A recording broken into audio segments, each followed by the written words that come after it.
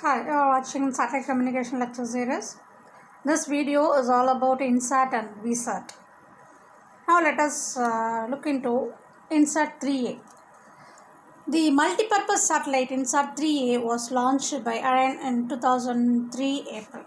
It is located at 93.5 degree east longitude.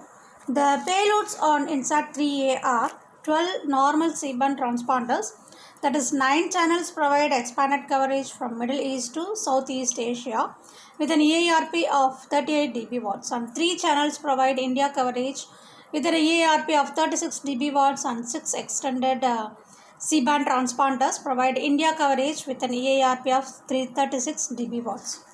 A CCD camera provides 1 by 1 kilometer ground resolutions in the visible 0.63 to 0.69 micrometer, and near infrared it is around 0.77 to 0.86 micrometer, and for shortwave infrared bands the wavelength is 1.55 to 1.70 micrometer.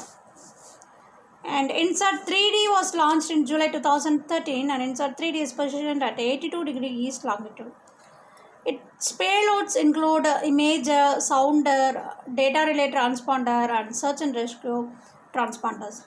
All the transponders provide coverage over larger part of the Indian Ocean region, covering India, Bangladesh, Bhutan, Maldives, Nepal, and Seychelles, and Sri Lanka and Tanzania for rendering distress alert services. And INSAT 3E was launched in September 2003, and it is positioned at 55 degree east longitude and carries 24 normal C-band transponders, provide an edge of coverage of EARP of 37 dB watts over India, and 12 extended C-band transponders provide an edge of coverage EARP of 38 dB watts over India. Kalpana 1 as an exclusive meteorological satellite launched by PSLV in September 2002. It carries very high resolution radiometer and DRT payloads to provide the meteorological services. It is located at 74 degree east longitude. Its first name was METSAT. It was later renamed as Kalpana 1 to commemorate Kalpana Chawla. EduSat was configured for audiovisual medium employing digital interactive classroom lessons and multimedia content. EduSat was launched by GSLV in September 2004. Its transponders and their ground coverage are specifically configured to cater the educational requirements.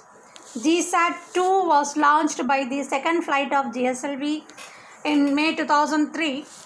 GSAT-2 is located at 48 degree east longitude and carries 4 normal C-band transponders to provide 36 dB watts ARP with India coverage, and 2 Ku band transponders with 42 dBW EARP over India, and an MSS load similar to those on INSAT 3B and INSAT 3C. This diagram shows the structure of the Intelsat 4 series. Intelsat 4A is positioned at 83 degree east longitude along with INSAT 2E and INSAT 3B. It carries 12 Ku band 36 MHz bandwidth transponders employing 140 watts TWTAs to provide an EARP of 52 dW, and at the edge of the coverage polygon with a footprint covering Indian mainland, and 12 C band 36 MHz bandwidth transponders provide an EARP of 39 dB watts at the edge of the coverage with expanded radiation patterns encompassing Indian geographically boundary area beyond India in southeast and northwest regions. Tata Sky, a joint venture between the Tata Group and Star, uses INSAT 4A for distributing their DTH service. These are some of the INSAT 4A series: INSAT 4A, 4B, glitch in INSAT 4B, and China Stuxnet connection, INSAT 4CR, GSAT 8, INSAT 4G, and GSAT 12, GSAT 10. And next, let us move on to VSAT, a very small aperture terminal.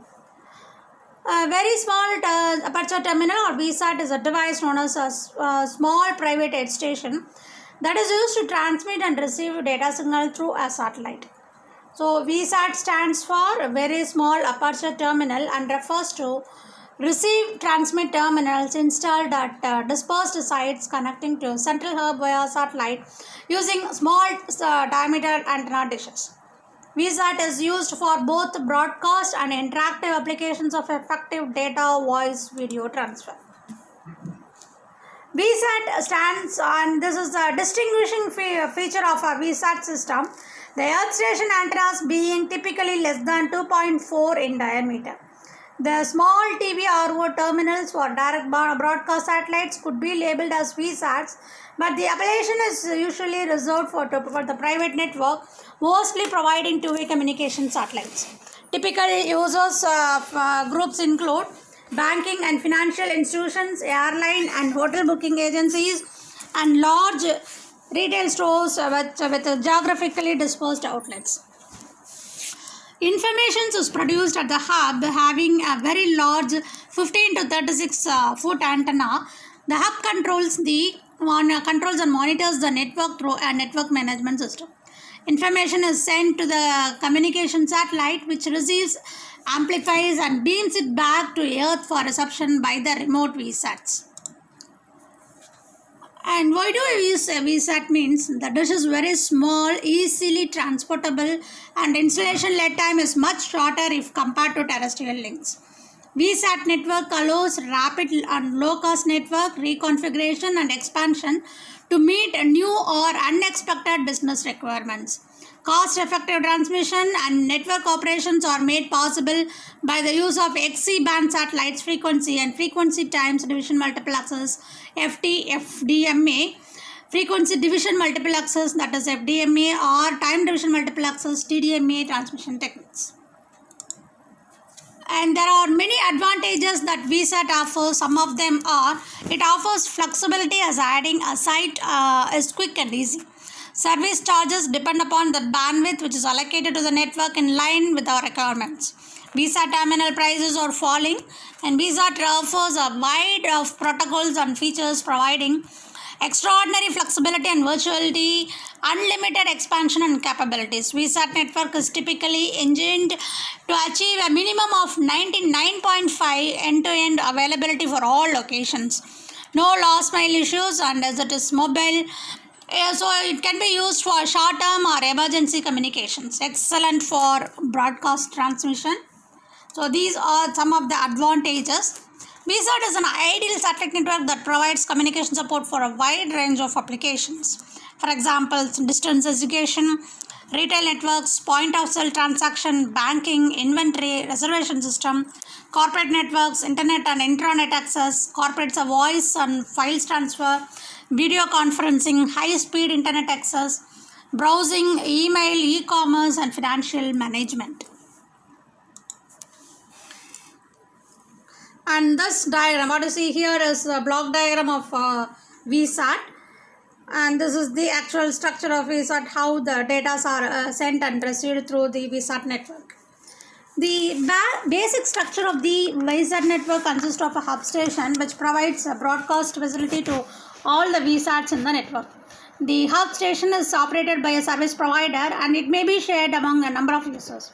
Time division multiplex is the normal downlink mode of transmission from hub to VSAT, and the transmission can be broadcast for the reception by all the VSATs in the network, and address coding can be used to direct messages to select the VSATs. A form of demand assigned multiplexers, that is DRAMA, is also employed in some systems, in which channel capacity is assigned in response to fluctuating demands of the VSATs in the network. Most VSAT systems operate in the Ku band, although there are some C-band systems in existence. So these are some of the applications of the VSAT network. That is, it can be used in supermarket shops, that is bills and ATM machines, stock sales, updates and stock ordering, and chemist shop, that is Opus Drug Mart and Pharmafix, and broadband direct to home, that is downloading MP3 and audio to audio players, broadband direct small business office etc., and sharing local use with many PCs, internet access from onboard chip to cruise ships with internet cafes, commercial shipping communications. VSAT network can be of the following of two types. One is hub type and hubless type. And hub type means the VSAT StarNet with the star network topology will be used. Hubless type uses VSAT DialNet and VSAT direct with point-to-point or meshed network topology.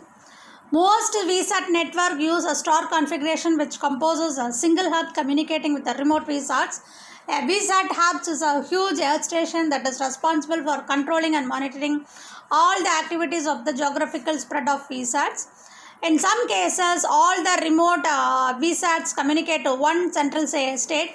This central state is connected to the hub, as hub is the switching element. This service supports transmission bandwidth ranging from 9.6 kilobps per second and to 2 Mbps duplex.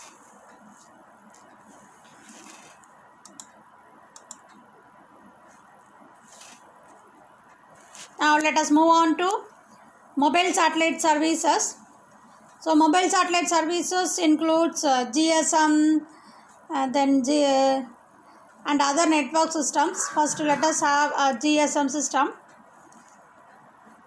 So global system for mobile communication is called as GSM. It is a standard developed by the European Telecommunication Standards Institute to describe the protocols for second generation, that is 2G, digital cellular networks used by the mobile devices such as mobile phones and tablets.